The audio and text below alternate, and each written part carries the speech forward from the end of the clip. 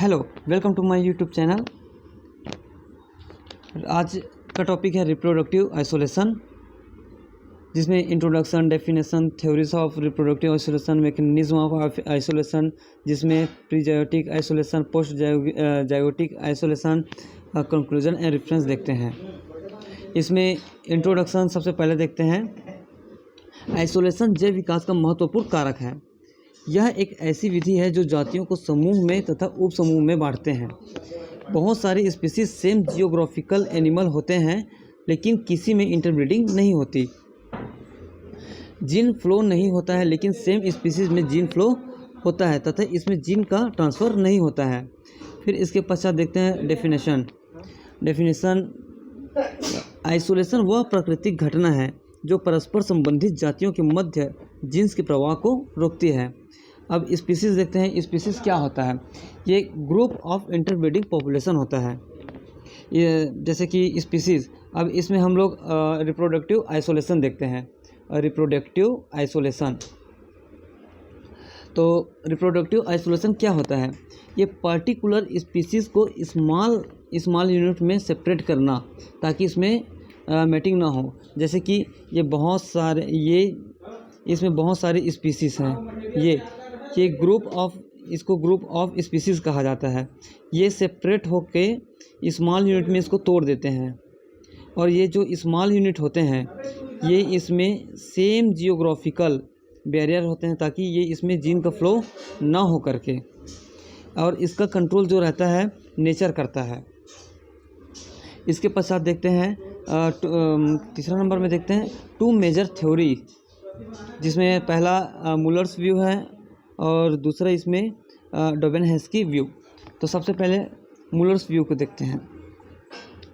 मूलर्स, ये इस वैज्ञानिक के अनुसार जो रिप्रोडक्शन आइसोलेशन जीन की विभिन्नता के कारण उत्पन्न होती है। जीन्स में कुछ वेरिएशन आ जाते हैं, जिसके कारण ये आइसोलेशन उत्पन्न होती है। यह जीन्स जाति एवं उपजाति की उत्पत्ति के समय एलोपैट्रिक जनसंख्या में उत्पन्न होते हैं। जैसे कि ये एलोपैट्रिक स्पेसीज होते हैं। ठीक है, आगे देखते हैं। जब किसी जाति की जनसंख्या विभिन्न वातावरण में रहती है तो इसको ग्रहण करती है, तब एक विलगित उपसमूह एक स्वतंत्र जनसंख्या के रूप में कार्य करती है। अर्थात इसमें एक ग्रुप ऑफ स्पीसीज़ होता है। इसमें बहुत सारे स्पीसीज़ होते हैं जो सेपरेट होके अलग अलग यूनिट में हो जाते हैं। इसी में से ये विलगित अर्थात ये अलगाव होके ये कई उप समूहों में बढ़ जाते हैं।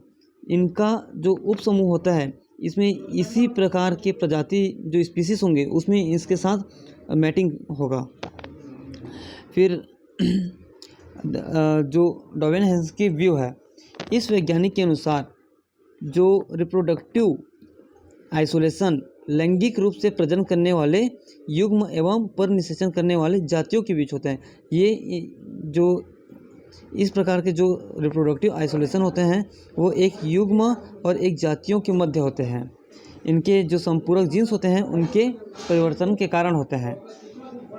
जो डोबेनहेस्की है, इन्होंने देखा कि जातियों के संकर जो बंध होते हैं या फिर अक्रियशील होंगे, इसको प्राकृतिक चयन के द्वारा अलग किया जाता है। फिर देखते हैं इसमें mechanism of isolation. Mechanism of isolation में जायोटिक देखते हैं और पोस्ट जायोटिक देखते हैं। तो सबसे पहले इसमें जायोटिक देखते हैं। जायोटिक का अर्थ है जो ये आइसोलेशन जाइगोट फॉर्मेशन के पहले होता है। इस प्रकार की क्रिया विधि में निकट संबंधी जाति के बीच सक्रिय जनन नहीं हो पाता है तथा इसमें आगे की प्रोसेस रुक जाती है। इसको हम लोग अलग अलग प्रकार से समझा सकते हैं, जैसे कि इकोलॉजिकल आइसोलेशन को देखते हैं। इस प्रकार के आइसोलेशन में एक ही प्रकार की जाति के बीच या उपजाति के मध्य भिन्न भिन्न परिस्थितियों में रहने के कारण इनमें प्रजनन की क्रिया नहीं होती है। कहने का अर्थ ये है कि ये एक ही प्रकार की जाति के बीच या उपजाति के मध्य भिन्न भिन्न परिस्थितियों में रहने के कारण, उदाहरण के तौर पर लेते हैं जो फ्लोरिडा में पानी में रहने वाले सांप की जो नेक्ट्रस की 2 प्रजाति मिलती हैं, जिसमें एक प्रजाति जो है फ्रेश वाटर में रहती है तथा दूसरा जो है रहते हैं सॉल्ट वाटर में रहते हैं। जब दोनों को, जो एक फ्रेश वाटर में है और दूसरा जो सॉल्ट वाटर में है, दोनों को जब आपस में लाया जाता है तो हम इसमें ये देखा गया है कि इसमें जो प्रजनन की क्रिया होती है वह नहीं हो पाता। फिर इसमें देखते हैं टेम्पोरल आइसोलेशन। ये एक ऐसी स्पीसीज़ जिसकी एरिया तो एक ही होती है लेकिन इसकी ब्रीडिंग पीरियड डिफरेंट होती है, टेम्पोरल आइसोलेशन कहलाता है। जैसे कि इनमें स्पीसीज़ जो एरिया तो एक ही होती है लेकिन इसकी जो ब्रीडिंग पीरियड होती है वो डिफरेंट टाइप की होती है। इसमें एग्जांपल के तौर पर देखते हैं ब्यूफो फोलेरी एंड ब्यूफो अमेरिकन्स में जो प्रजनन होती है वो भिन्न भिन्न समय पर होती है। फिर तीसरा देखते हैं इथोलॉजिकल आइसोलेशन। इस प्रकार के रिप्रोडक्टिव आइसोलेशन केवल जंतुओं में पाई जाती है।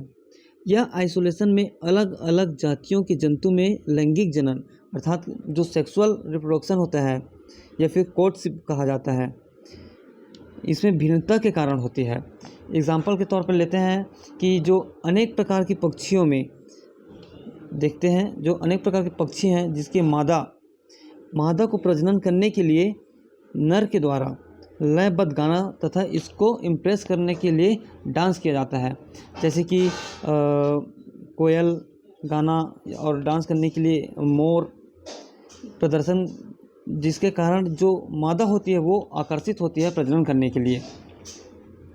फिर चौथा देखते हैं मैकेनिकल आइसोलेशन।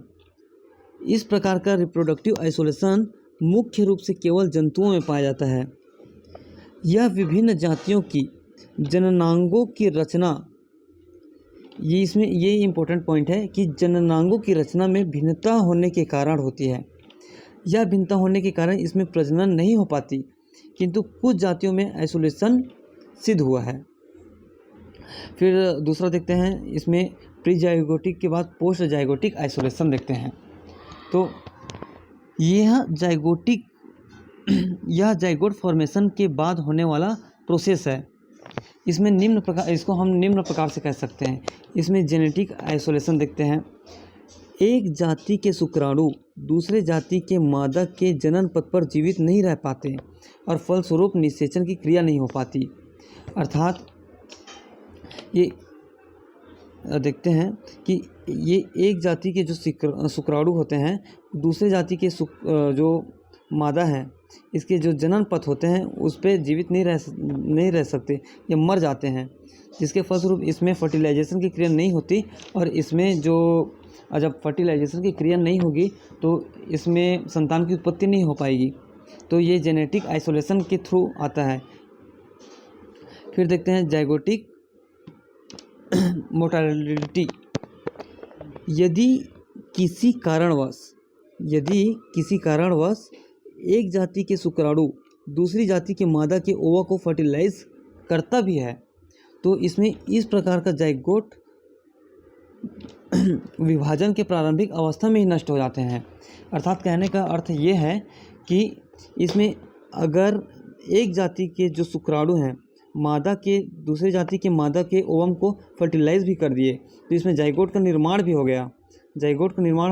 तो ये सिर्फ जाइगोट तक सीमित रहेंगे, उसके आगे की जो अवस्था है वहाँ फर्टिलाइजेशन के बाद जाइगोट का निर्माण होता है, फिर उसके आगे नहीं बढ़ पाएगा। फिर तीसरा देखते हैं हाइब्रिड मोर्टालिटी। इसमें यदि किसी कारणवश एक जाति की स्पर्म दूसरे जाति के ओवा को फर्टिलाइज कर भी दे तो इससे बनने वाला भ्रूण कुछ समय बाद स्वतः ही नष्ट हो जाता है। इस प्रकार के आइसोलेशन की क्रिया विधि परस्पर संबंधित जातियों अथवा उपजातियों के अंतर्जनन इंटरब्रीडिंग को निरूपित करता है। अगर इसमें जो हाइब्रिड वाला है इसमें अगर एक जाति की स्पर्म दूसरी जाति के ओवम को फर्टिलाइज भी कर देते हैं तो इसमें भ्रूण तो बनेंगे ही, लेकिन ये कुछ समय बाद नष्ट भी हो जाएंगे। फिर चौथा देखते हैं हाइब्रिड स्टेरिलिटी।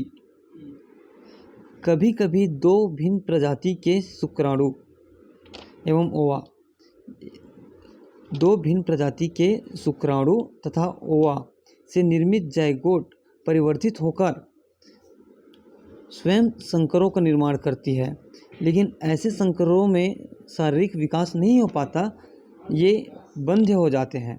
एग्जाम्पल के तौर पे हॉर्स एंड डोंकी के निषेचन से खच्चर उत्पन्न होते हैं, लेकिन ये जो खच्चर होते हैं ये बंध्य होते हैं, ये आगे प्रजनन नहीं कर पाते हैं। फिर पांचवा देखते हैं हाइब्रिड ब्रेकडाउन। कुछ जीवों में दो भिन्न प्रजातियों द्वारा उत्पन्न हाइब्रिड स्वस्थ तथा प्रजनन करने में अल्प तथा पूर्ण रूप से सक्षम होते हैं, परंतु इसके द्वारा उत्पन्न द्वितीय पीढ़ी F2 के संतानें दुर्बल, असामान्य तथा बंध्य हो जाते हैं, तो यह स्वयं नष्ट हो जाते हैं। अब देखते हैं इसके कंक्लूजन। आइसोलेशन का मतलब किसी चीज़ को अलग करना या फिर सेपरेट करना या फिर आइसोलेट करना होता है। हमारे वातावरण में बहुत सारे स्पीसीज पाए जाते हैं जो अलग अलग स्पीसीज के मेंबर हैं। इंटरब्रीडिंग नहीं कर सकते या फिर इंटरब्रीडिंग करते हैं, अपने स्पीसीज के मेंबर के साथ इंटरब्रीडिंग कर सकते हैं। यदि डिफरेंट स्पीसीज के मेंबर इंटरब्रीडिंग करते हैं तो जो ऑस्प्रिंग प्रोड्यूस होगा वह हमेशा इनफर्टिल होगा, जैसे कि हाइब्रिड प्लस डोंकी, तो इससे खच्चर उत्पन्न होता है, प्यूल बोलते हैं, जो बंध्य होगा, जो आगे चलकर प्रजनन नहीं कर पाएगा। Thank you.